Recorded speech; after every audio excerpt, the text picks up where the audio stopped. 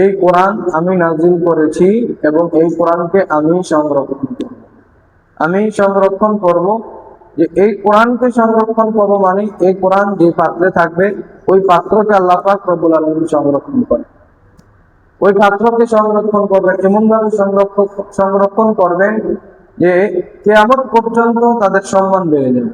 কিয়ামত পর্যন্ত তাদের সম্মান বেড়ে যাবে। শুধু তাদের সম্মান না, তাদের সাথে সংশ্লিষ্ট, তাদের সাথে সম্পৃক্ত যারা থাকবে সকলের সম্মান, সকলের মর্যাদা কাল কিয়ামতের ময়দানে এই কোরআনের কারণে বেড়ে যাবে এবং কোরআন তাদেরকে টেনে টেনে নাজাত দিয়ে দিবে, তাদেরকে জান্নাতে নিয়ে যাবে।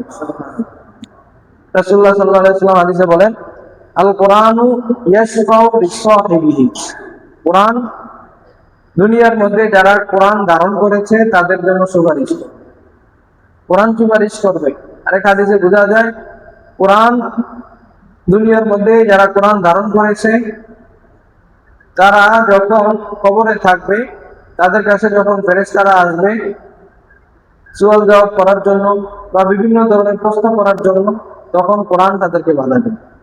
কোরআন তাদেরকে বাধা দিবে, বলবে যে ওয়া সাহিবি, সে তো দুনিয়াতে আমার সাথী ছিল, সে দুনিয়াতে আমার সাথী ছিল, আজকে তার বিপদে আমি তার সাথী হয়ে গেলাম। সুবহানাল্লাহ। এইভাবে কোরআন দুনিয়াতেও মানুষকে রক্ষা করবে, আখিরাতেও মানুষকে রক্ষা করবে।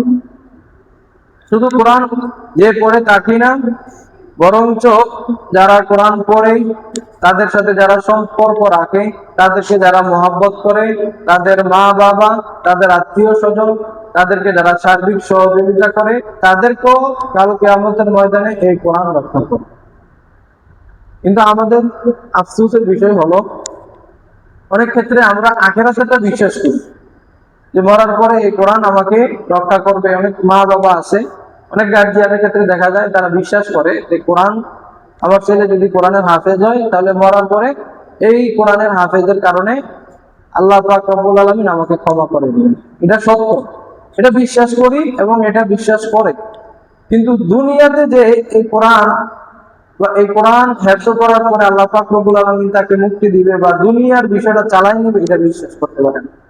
এই কারণে দেখা যায় অনেক মা বাবা আছে, তাদের চিন্তা ভাবনা থাকে যে কোরআন হেফজ করবে, হেফজ করার পরে কিছু পড়াশোনা করবে, কিন্তু এটা দিয়ে দুনিয়া চলবে না, এটা দিয়ে দুনিয়া চলবে না।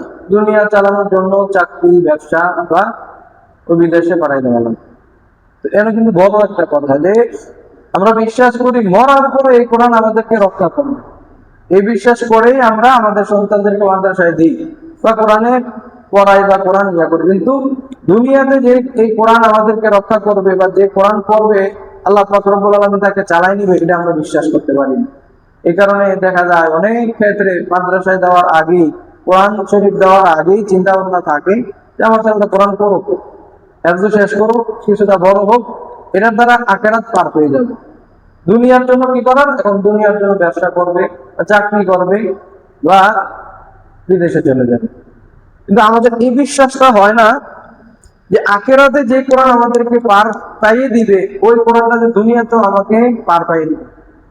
দুনিয়াতে এমন অনেক উদাহরণ আছে যে এই কোরআনের কারণে দুনিয়া তার উজ্জ্বল হয়ে গেছে।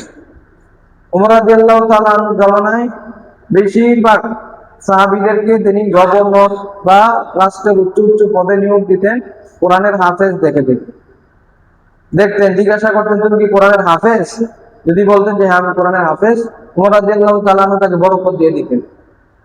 জিজ্ঞাসা করা হতো যে আমিরুল মুমিনিন, সে তো অভিজ্ঞ না, সে তো যোগ্য না। তিনি বলতেন যার ভিতরে কোরআন আছে আল্লাহ পাক রব্বুল আলামিন তাকে যোগ্য বানিয়ে দিবেন। তাহলে ভাই আমাদের সন্তান যদি কোরআন মুখস্থ করে, হেফজ শেষ করে, হাফেজ হয়, কোরআনের যে ব্যাখ্যা এগুলো শিখে কোরআন অনুযায়ী জীবন যাপন করে, তাকে অবশ্যই আল্লাহ পাক রব্বুল আলামিন রক্ষা করবেন এবং তাকে ইজ্জতের যে রিজিক আছে এই রিজিকের ফায়সালা করবেন।